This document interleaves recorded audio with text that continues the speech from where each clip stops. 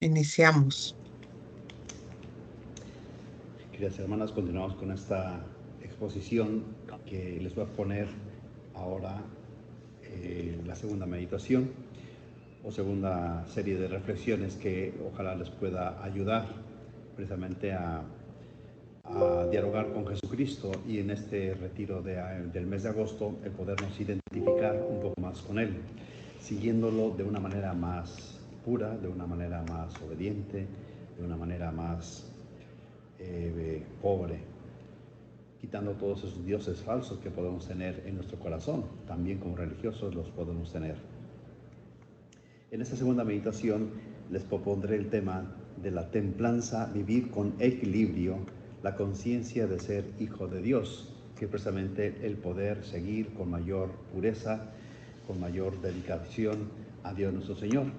Cada uno tendríamos que hacer una revisión de nuestra vida personal y rectificar con coherencia de vida. Dios siempre nos da oportunidades, de manera que nunca estamos cerrados a no poder cambiar. Al contrario, eso con la gracia de Dios y nuestro deseo de voluntad, la voluntad personal, la decisión de cada uno, la gracia puede hacer maravillas, siempre y cuando encuentre la correspondencia de nuestra parte.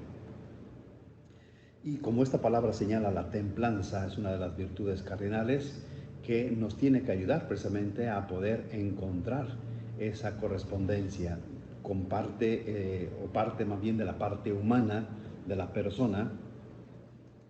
Y aquí señalaría, por ejemplo, yo digo que la persona humana somos como una cebolla, es decir, que tenemos varias capas. Podemos decir la parte física, que es la parte más externa, en la que habría que tener en cuenta el cuerpo, por supuesto, la salud, la alimentación, el ejercicio, son elementos que tendríamos que tener muy en cuenta también en nuestra vida religiosa. El descanso, que también es importante, no solamente es puro apostolado, también somos humanos y por tanto también tenemos que velar por el legítimo descanso, la buena salud. Yo me pregunto, y obviamente no sé, ese es mi punto de vista, esos grandes santos que realmente se entregaban, se sacrificaban con duras penitencias por Dios nuestro Señor. Yo sé que lo hacían por amor a Dios y por eso son santos, pero yo me pregunto, si hubiesen podido haber cuidado un poco más su salud, ¿no podrían haber alargado el tiempo de su testimonio, el poder seguir moviendo las conciencias de las personas para convertirnos a Dios? No, yo con eso no digo que simplemente tenemos que buscar lo que nos conviene, pero pues yo creo que la combinación es importante. Entonces, la primera parte de la persona humana es la parte física. También hay que tener en cuenta, dentro de otras capas, la parte psicológica, la mente, el corazón, la voluntad, ¿verdad? Hay que tenerlo también en cuenta. Es una parte que hay que formar en equilibrio. Otro aspecto que también es bien necesario y bien importante en nuestra vida religiosa, lograr la formación, el equilibrio, es la parte afectiva. Yo estoy convencido que cualquier hombre y mujer necesitamos la complementación. En nuestra condición como religiosos, es verdad que tiene que tener una línea muy fina, pero necesitamos complementarnos. Las que son religiosas con el varón, los que somos varones, en mi caso sacerdote, con la mujer. Necesitamos complementarnos, pero hay que obviamente seguir los lineamientos de nuestra doctrina, de nuestro voto, pero necesitamos. Aquí quisiera yo quitar muchos tabúes y es un campo pues, de formación extensa que se ha dicho mucho y ha corrido mucha tinta a través de esto, pero es necesario lograr ese equilibrio, esa formación, precisamente para que no encontremos esas sorpresas de quitarle a Dios lo que le hemos entregado generosamente, que es todo nuestro corazón, toda la formación de la afectividad, como pueden ser los sentimientos, los afectos, las amistades, los deseos, las disposiciones que podamos tener en nuestra vida personal. Otro campo que también tenemos que tener en cuenta en nuestra formación personal es la parte social, el de poder convivir, el poder socializar, el poder tener empatía con aquellas personas que quizás no me agradan, con la superiora con la hermana de más acá, la de más allá. O que de repente pues todos somos diferentes, pensamos de manera diferente y que obviamente pues tenemos afinidad con unas y no tanto con otras, ¿verdad? Me acuerdo una vez, ya hace tiempo, trabajé con religiosas, me encantó, un apostolado muy bonito que yo disfruté mucho y aprendí mucho también. Y una religiosa me decía que tenía problemas con una hermana y que no era posible, pues eso, ¿no? Que le costaba muchísimo. Y así de broma le dije, oye hermana, pues vaya al lugar donde tengan las escobas, vaya por dos y se las trae para acá, ¿no? ¿Y para qué, padre? Digo, pues ahora que cuando usted toma una escoba, yo la otra, ¿no? Y cuando pasa esa hermana que no puede convivir con ella, la agarramos a escobazos. Obviamente se echó a reír, dije, pues hermana, claro que no. Por supuesto que no podemos cambiar nosotros a la otra hermana a escobazos, no se trata de eso. Cada uno tenemos que cambiar. Y si queremos ayudar a la otra persona a cambiar, ¿qué podemos hacer? Vivir la caridad, ¿no? Que también es otro tema inmenso, también se ha dicho mucho sobre ese tema y es un proceso que durará toda nuestra vida, en la transformación, en la vivencia, en la caridad con mis semejantes. La parte social, ahí lo tiene en cuenta, es saber convivir con personas que me agradan y con las que no.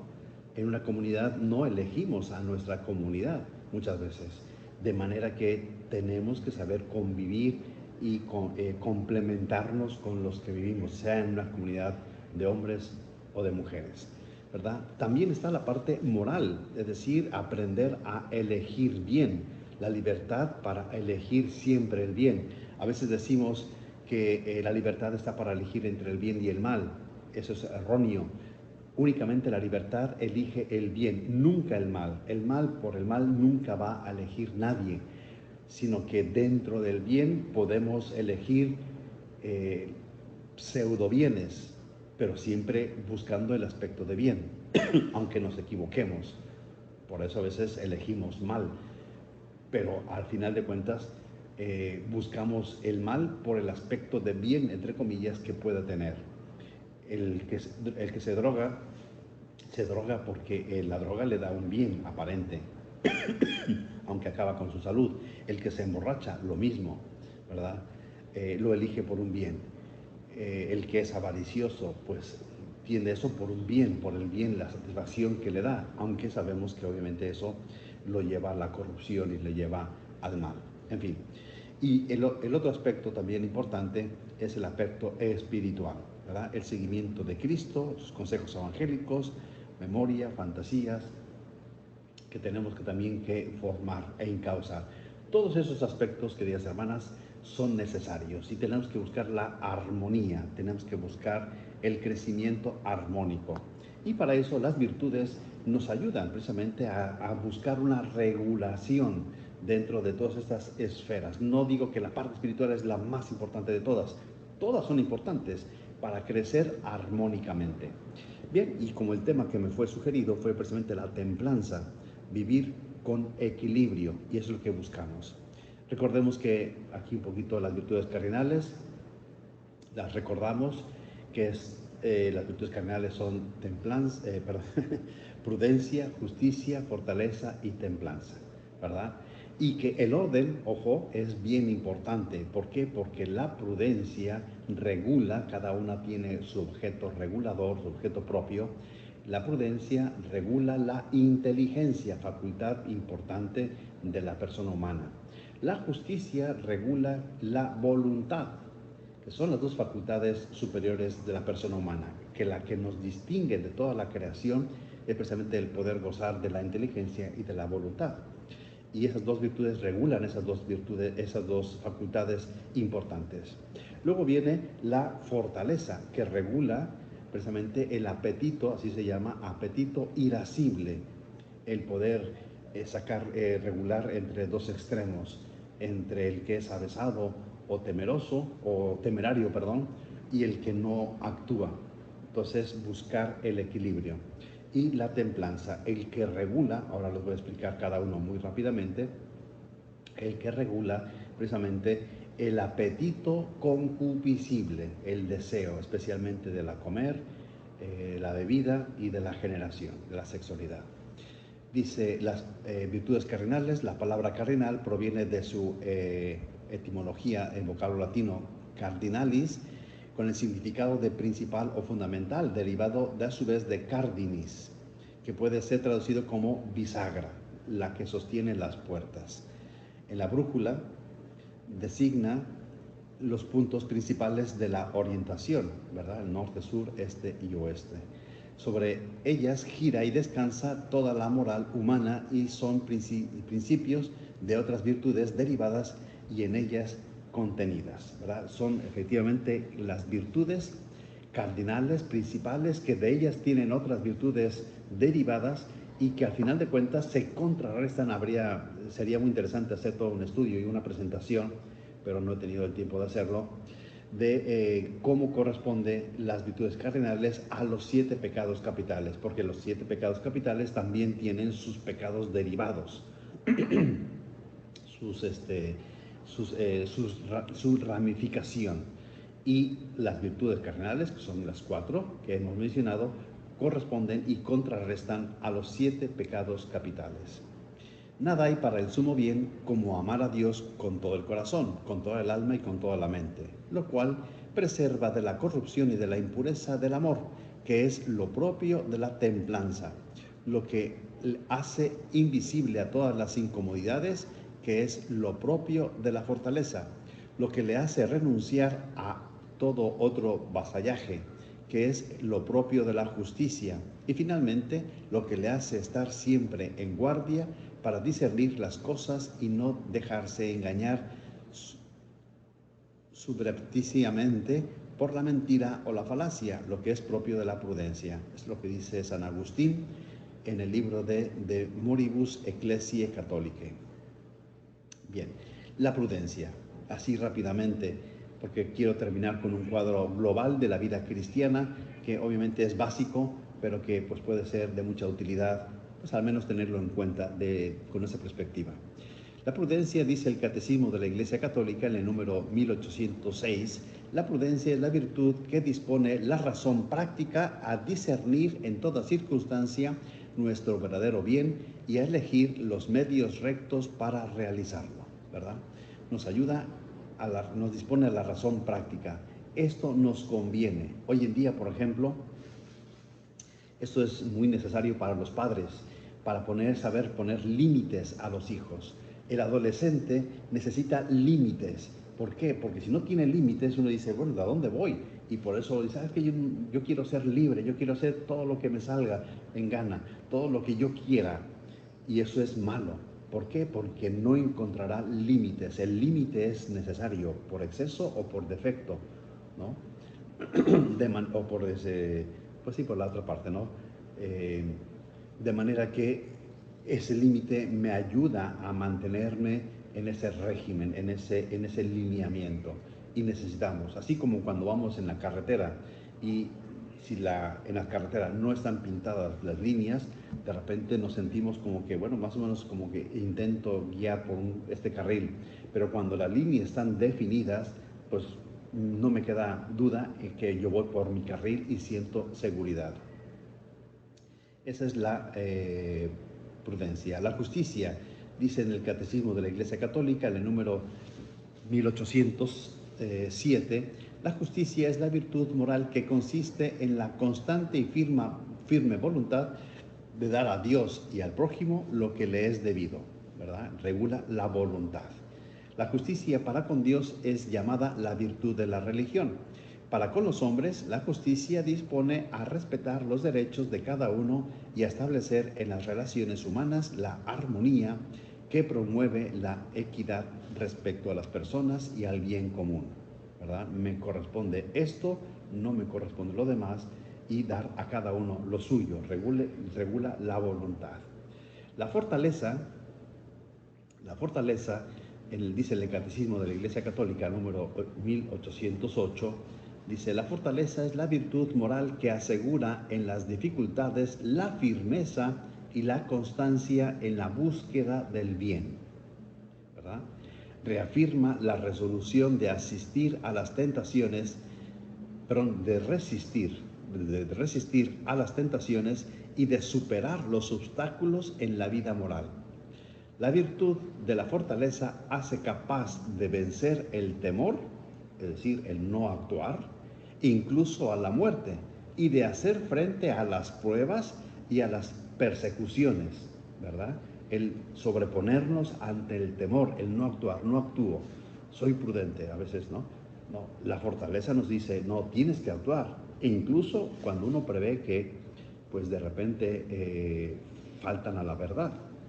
Hoy en día, por ejemplo, hemos recibido muchos mensajes de sacerdotes y de la iglesia indignada, por ejemplo, ahora con la inauguración de las famosas Olimpiadas en Francia, en París, en 2024, que pues obviamente, ¿por qué atentan, por qué denigran la religión católica? Y dicen, tenemos que levantar la voz. Y eso es parte de la fortaleza, no quedarnos callados. Bueno, se meten con nosotros, nos humillan y pues no pasa nada. No, también tenemos que saber levantar la voz, a pesar de que sabemos que eso puede generar persecución. Y de hacer frente a las pruebas y a las persecuciones. Capacita para ir hasta la renuncia y el sacrificio de la propia vida por defender una causa justa. Mi fuerza y mi cántico es el Señor, ¿verdad? Dice en el Salmo 118, versículo 14. Dice en San Juan 16:33, en el mundo tendréis tribulación, pero ánimo, yo he vencido al mundo, ¿verdad? Aquí está reflejada la virtud de la fortaleza. Y por último, la templanza, que es un poquito lo que vamos a tratar ahora. La templanza, el número 1809 del Catecismo de la Iglesia Católica dice, la templanza es la virtud moral que modera la atracción de los placeres y procura el equilibrio en el uso de los bienes creados, ¿verdad? Lo hemos visto reflejado un poco en las tentaciones, la tentación de la necesidad básica. Pues no necesariamente tengo que satisfacer todas mis necesidades básicas. Por ejemplo, el ayuno. Podemos comer, ¿verdad? Y a lo mejor tenemos buen apetito. Y sin embargo, podemos comer lo necesario, lo justo, y sin llegar a satisfacernos, sin llegar a llenar la tripa, ¿verdad? De manera que eso es un acto de la voluntad y una decisión que decidimos guardar un límite. O incluso guardar ayuno, que eso ya implica un pequeño sacrificio ofrecido con toda la voluntad y amor a Dios nuestro Señor, precisamente como acto de amor de todos los bienes creados. La fama, la estima, el no atribuirnos más beneficio de lo que nos corresponde, ¿verdad? Hemos hecho un servicio, nos alaban, nos alientan, benditos a Dios, ¿verdad? Yo creo que esa frase nos puede ayudar mucho del Evangelio. Siervo inútil somos, hemos hecho lo que teníamos que hacer, eso nos puede ayudar, ¿verdad? De manera que no deseemos más bien del que nos corresponde y que la gloria sea para Dios su Señor. Continúa diciendo, asegura el dominio de la voluntad sobre los instintos y mantiene los deseos en los límites de la honestidad, de lo que le corresponde, ¿verdad? Tenemos que alimentarnos, tenemos que beber, tenemos que comer, pero con los límites de lo que le corresponde, incluso por cuidar la salud. La persona moderada orienta hacia el bien sus apetitos sensibles, guarda una sana discreción y no se deja arrastrar para seguir la pasión de su corazón, ¿verdad? La templanza es a menudo alabada en el Antiguo Testamento. No vayas detrás de tus pasiones, tus deseos, refrena. Sirachi de 18:30. En el Nuevo Testamento es llamada moderación o sobriedad. Debemos vivir con moderación, justicia y piedad en el siglo presente. Tito, la carta de Tito, capítulo 2, versículo 12. Bien, nada hay, dice aquí un poquito también el libro de San Agustín que he citado anteriormente, dice, nada hay para el sumo bien como amar a Dios con todo el corazón, con toda el alma y con toda la mente, lo cual preserva de la corrupción y de la impureza del amor, que es lo propio de la templanza. Perdón, creo que es la misma cita. Bien, queridas hermanas, son las virtudes teologales. La templanza es lo que nos ayuda a regularizar con honestidad lo debido, lo básico. Y quisiera yo ahora, con este trasfondo, compartir con ustedes un esquema muy sencillo, precisamente para ese progreso espiritual. Yo le llamo desarrollo normal de la vida cristiana. Las virtudes parten de nuestro esfuerzo personal, pero obviamente sin descontar la vida de gracia. La vida de gracia es lo más importante. Nosotros somos la correspondencia a esa vida de gracia. Y si en nosotros hay santidad es porque hemos dejado y hemos permitido que la gracia de Dios actúe a través de nosotros. Y ese es el ideal de cada religioso, que la voluntad de Dios y Dios mismo actúe a través de nosotros, que nosotros seamos meros instrumentos, pero instrumentos dóciles, para que la acción de Dios se realice en el plan de este mundo, a la salvación de las almas. Este desarrollo normal de la vida cristiana tiene dos partes. La primera parte, que es la parte negativa, y la segunda parte es la parte positiva, que es la constructiva, ¿verdad? Eso es básico. Esto yo se lo digo mucho a los seglares, precisamente para destacar que esta vida, esta manera de vivir nuestra fe, no es únicamente para los que somos religiosos, los somos sacerdotes, los que estamos digamos, metidos en este deseo de correspondencia a la gracia de Dios, ¿verdad? Sino que es para todo fiel cristiano.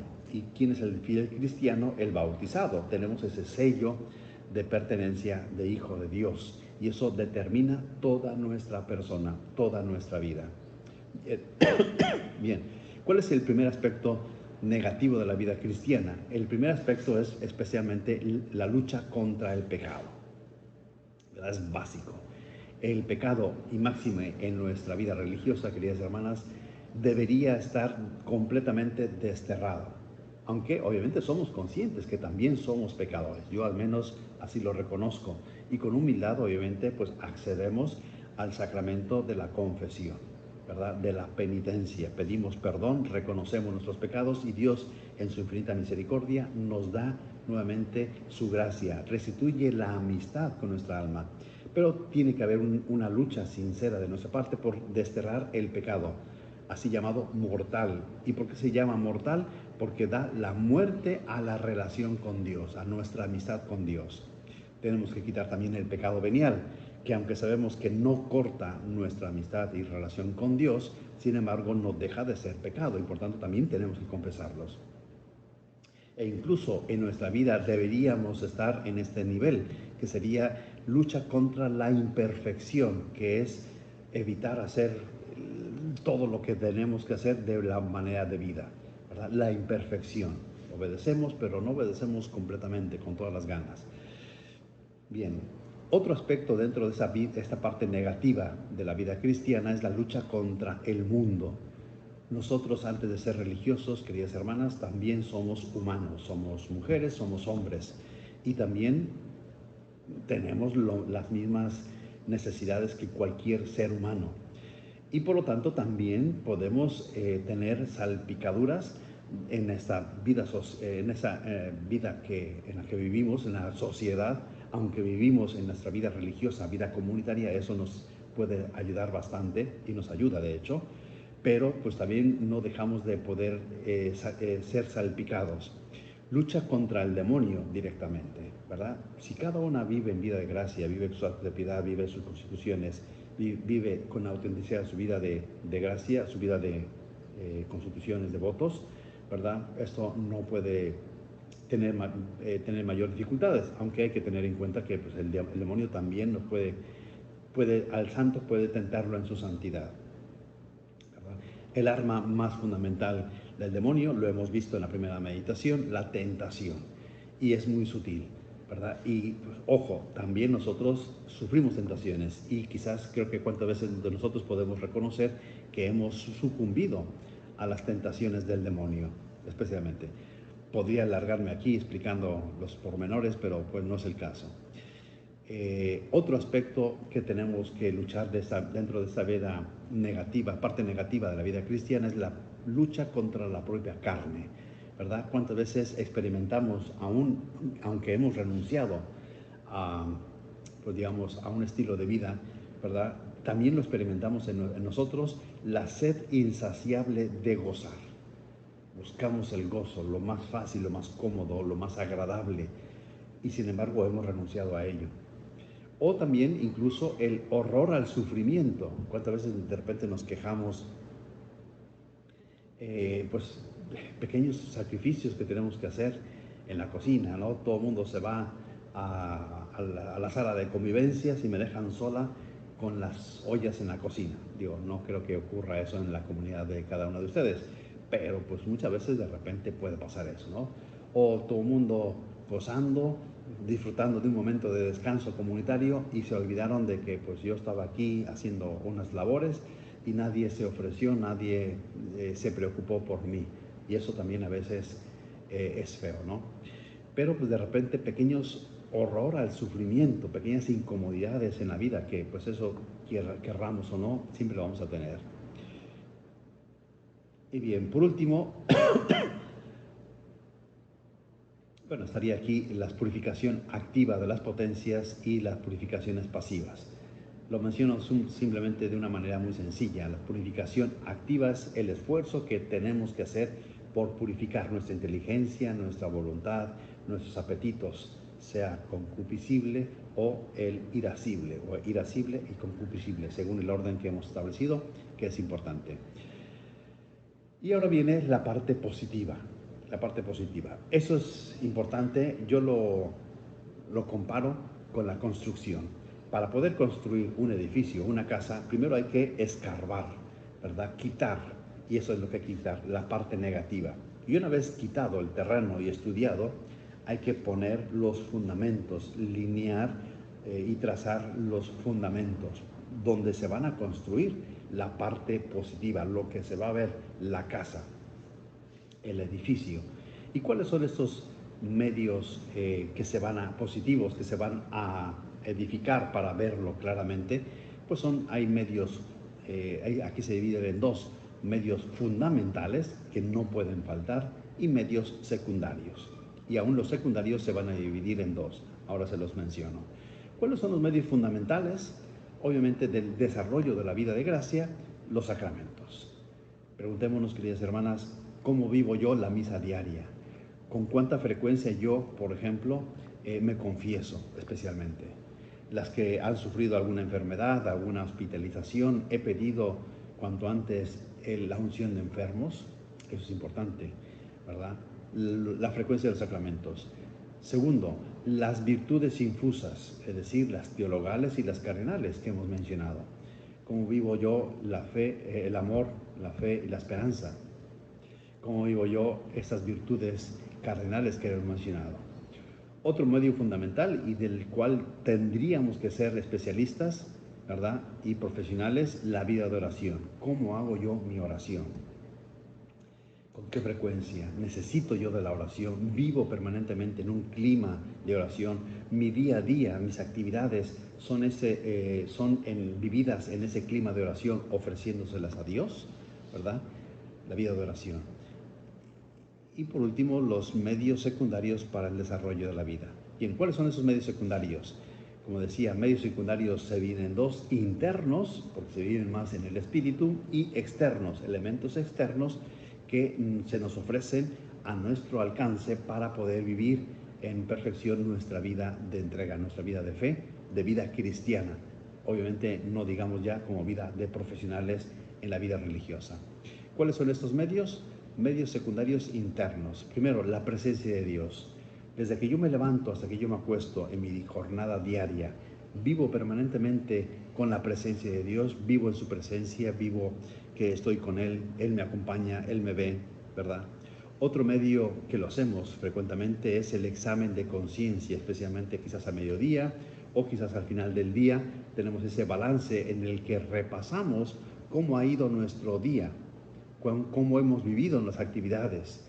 Y aquí yo leí un artículo de un padre jesuita holandés con un nombre impronunciable, que llamaba su artículo El examen del consciente, y me llamó mucho la atención porque decía que el examen de conciencia tiene que ser el examen del consciente, es decir, examinarnos de qué manera hemos vivido nuestro día. Si hemos reconocido a Dios que de qué manera ha salido a nuestro encuentro en el día a día, ¿verdad?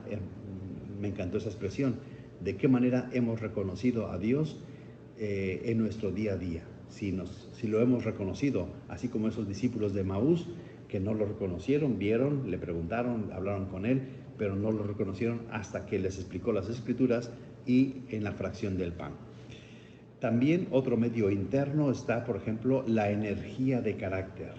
Yo me impongo esos propósitos, me mantengo en las virtudes que tengo que cultivar, en esos propósitos de la meditación diaria que he hecho, en esos propósitos comunitarios, esos compromisos que hemos llegado de acuerdos de poder vivir.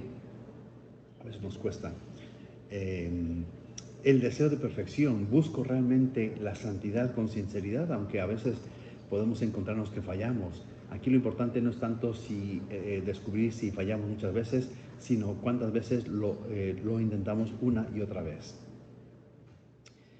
También otro aspecto interno es la conformidad con la voluntad de Dios. Realmente configuro mi voluntad con la voluntad de Dios, gozo cumpliendo la voluntad de Dios, o lo sufro, o lo sobrellevo, o ni modo, pues no me queda de otra. Lo gozo porque eso es cuando uno, yo escuché a un señor que decía, yo realmente no trabajo. ¿Por qué? Porque gozo mi trabajo, por lo tanto disfruto, y es muy distinto el poder efectivamente trabajar como un requisito, como no me queda de otra y ni modo, o realmente disfruto de ese trabajo, lo hago con gusto, por lo tanto no se experimenta la fatiga, porque pues hago algo que me gusta. Conformo mi voluntad con la voluntad de Dios. Y por último, la fidelidad a la gracia. Yo de repente me doy cuenta, digo, al menos así lo pienso, no quiero juzgar a nadie, pero de repente, especialmente con jóvenes, me da la impresión de que a veces se confiesan, y a veces con frecuencia, y eso me da gusto. Sin embargo, no sé, como que me da la impresión de que salen de la confesión casi como que se dicen, a ver hasta cuándo me dura la vida de gracia. Obviamente esto no debería ser así en nuestra vida personal. Si como religiosos pensáramos eso, estaríamos muy equivocados, ¿verdad? ¿Por qué? Porque la amistad con Dios tiene que ser algo permanente, tiene que ser algo que tenemos que vivir con conciencia. Bien, ahora vienen los medios secundarios externos, elementos que la comunidad puede ofrecer más o un poco menos, pero que también están ahí. Por ejemplo, el plan de vida. El plan de vida es un medio que la Iglesia nos ofrece, ¿verdad? La sabiduría de la Iglesia, que es el trabajo en las virtudes. Tengo focalizada la virtud que yo tengo que cultivar, ¿verdad? Y sé cuáles son las manifestaciones concretas de ese defecto dominante en mi vida personal, en el que yo sé que pues me cuesta, sea la soberbia, con sus miles de manifestaciones concretas en mi vida personal, o la pereza, que es el otro vicio capital, global, digámoslo así, que también se manifiesta, teniendo en cuenta de que no somos un defecto dominante puro, tenemos mezclados, pero uno predomina. Bueno, el plan de vida es focalizar la virtud concreta que contrarresta el defecto dominante y que busco trabajar continuamente, ¿no? Una y otra vez. La lectura espiritual, ¿verdad? Nosotros, ustedes como vidas religiosas, la tenemos, la vivo, cultivo mi espíritu con lecturas espirituales.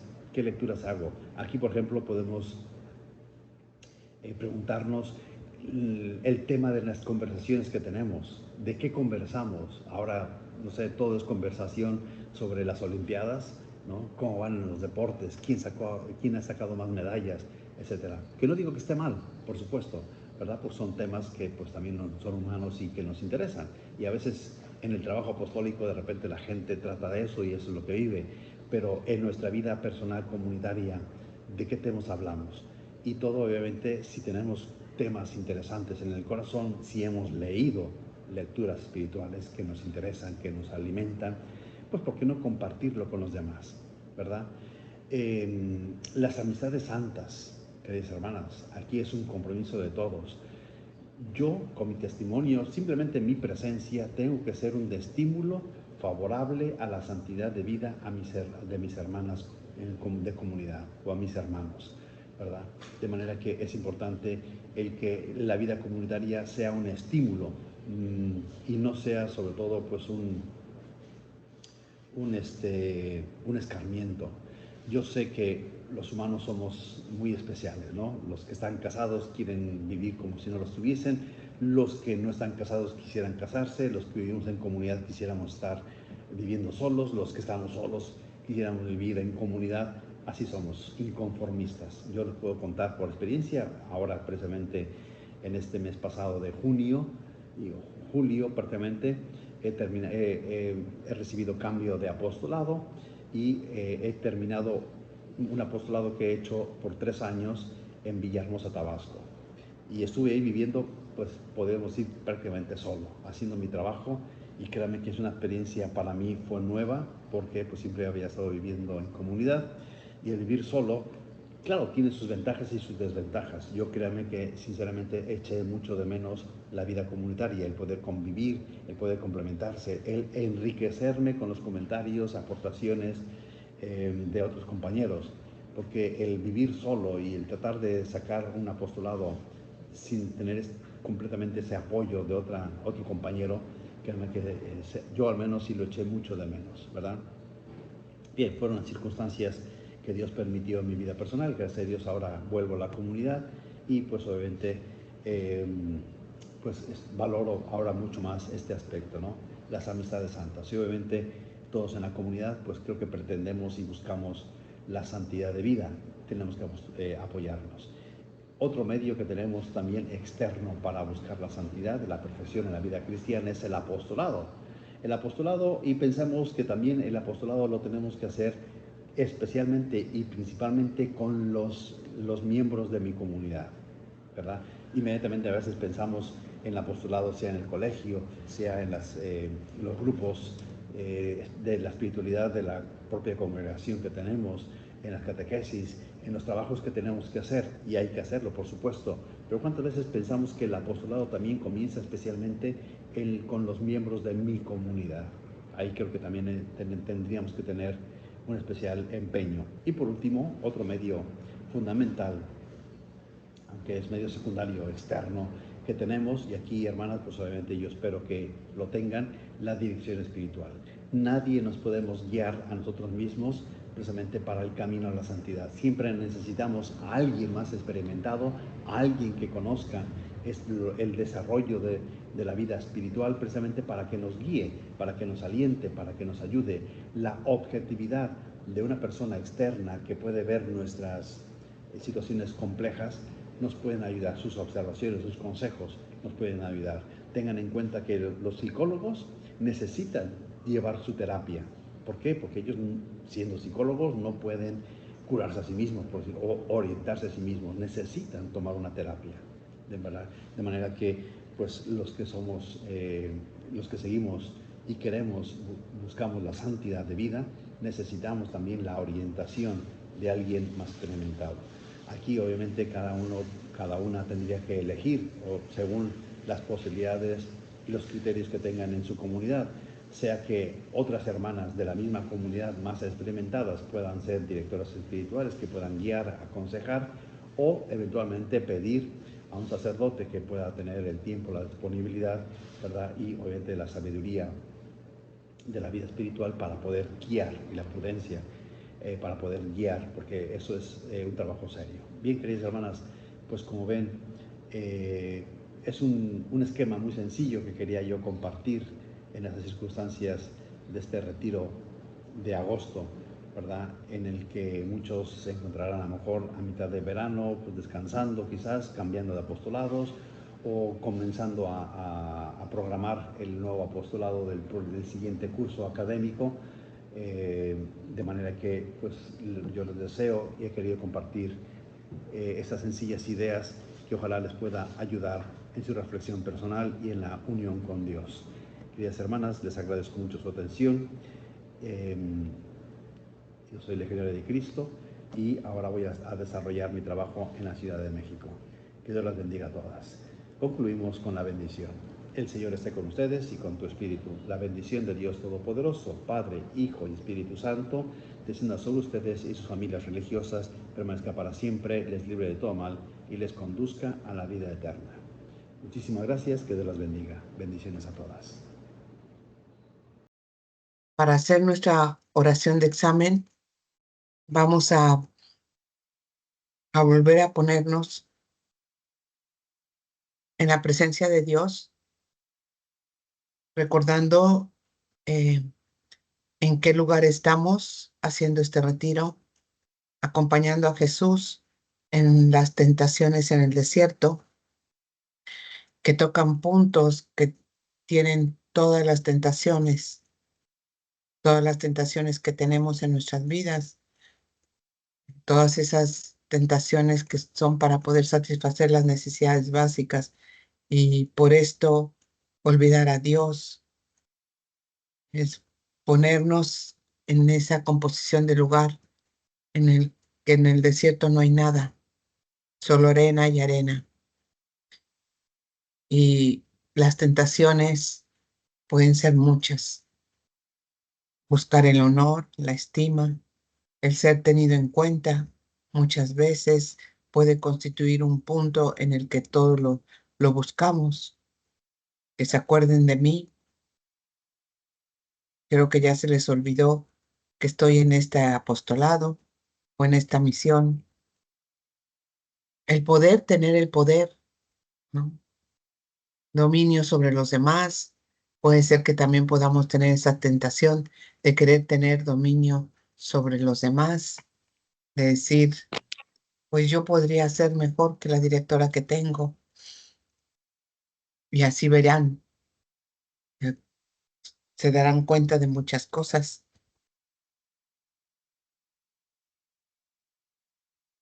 Y ante esto, agradecerle a Jesucristo que nos permite estar a su lado en el desierto y pedirle que nos ayude a imitarlo mejor, que nos dé la fortaleza necesaria que necesitamos. Y hoy que hemos estado reflexionando con la templanza, que hagamos ejercicios verdaderos de virtud de templanza para ser una copia más fiel de la virtud que Cristo tenía, que tuvo, que nos enseñó en el desierto ante las tentaciones más duras y difíciles, pareciendo que tenía su cuerpo débil y frágil. Pidámosle a Dios que al mostrarnos a Jesús sobre el Tabor, lo circundaste y nos dé claridad y dé resplandor, que me envíe un rayo de aquella luz para que conozca las imperfecciones que tanto me diferencian de aquel perfecto y divino modelo. Pasamos a la siguiente, por favor.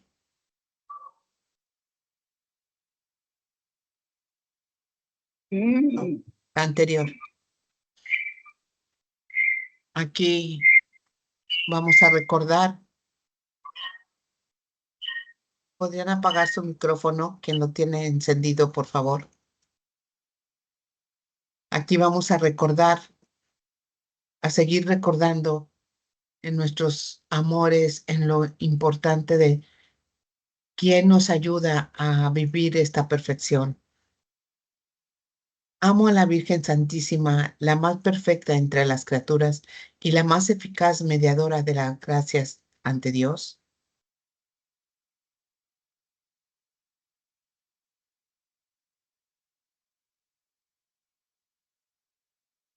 Y ahí pensemos cómo son nuestros actos marianos, el ángelus, el rosario, cuando rezamos el Magnificat o lo cantamos. ¿Realmente hay una conexión con ella? ¿Hay una buena relación con María, con la Virgen? Todas estas preguntas son en diálogo, en oración. No es para decir si cumplí, no cumplí. Ay, pues más o menos. Sino para dialogar con ella y dialogarlo con Dios. Vivo bajo la dirección del Espíritu Santo que ha puesto su morada en mi corazón. Estoy atenta a sus inspiraciones, le correspondo, las sigo. Me doy cuenta cuando son inspiraciones del Espíritu Santo. Me doy cuenta de sus mociones. Estoy atenta a lo que Él quiere de mí, a sus insinuaciones. Él ha puesto su morada en mi corazón.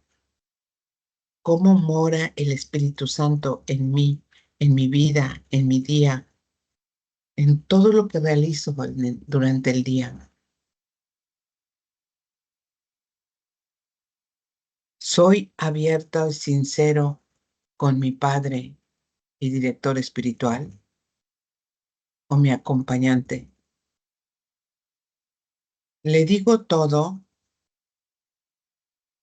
hago uso del examen de conciencia, especialmente del examen particular, para extirpar de mi corazón toda imperfección y adquirir todas las virtudes.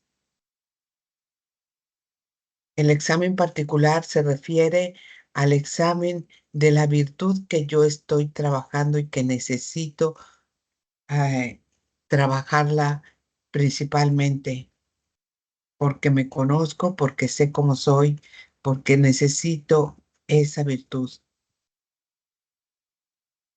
Por eso, ¿cómo soy? Podría empezar. Tengo director espiritual. Lo he buscado. Me espero a que los superiores digan, aquí hay una lista de directores.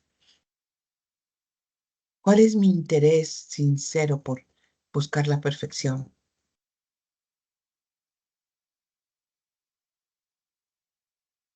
Y aquí es donde veo el uso del examen de conciencia de todos los días.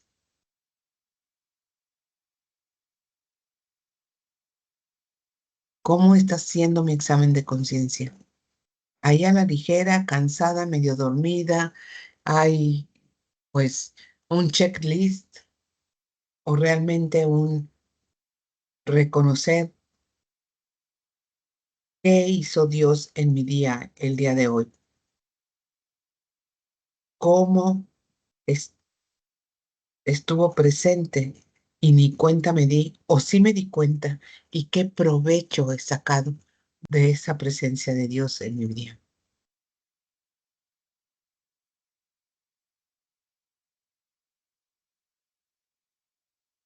La siguiente, por favor. Y aquí las dejo unos minutos para que lo hagamos en diálogo con Dios, este coloquio. Dios mío, veo lo que debería ser un hombre verdaderamente religioso y al mismo tiempo veo que por desgracia no lo soy. Te agradezco el habérmelo dado a conocer, porque esta es la primera condición para arrepentirme y enmendarme. Pero además te pido la gracia necesaria para decidirme a dar un impulso que me haga llegar a las cimas excelsas de la perfección propia de mi estado. María Santísima, espejo purísimo de las perfecciones divinas y misterioso acueducto de toda gracia, ven en mi ayuda. No lograrás nunca gozar de la plena libertad si no te vences del todo a ti mismo. Así dice la imitación de Cristo. Pues con estas palabras yo las invito a que reflexionemos, anotemos qué es lo que Dios me ha pedido en este retiro que tengo que trabajar, que tengo que buscar con deseo y con ánimo de perfeccionarme, de transformarme en Cristo, a quien yo sigo, que es mi esposo. Les dejo unos minutos en silencio. En, podemos poner aquí una música que nos ayude a entrar en diálogo con Dios, con la Virgen, con el Espíritu Santo, con el Padre, con el Hijo. Invitemos a nuestro santo preferido a que nos acompañe en este diálogo.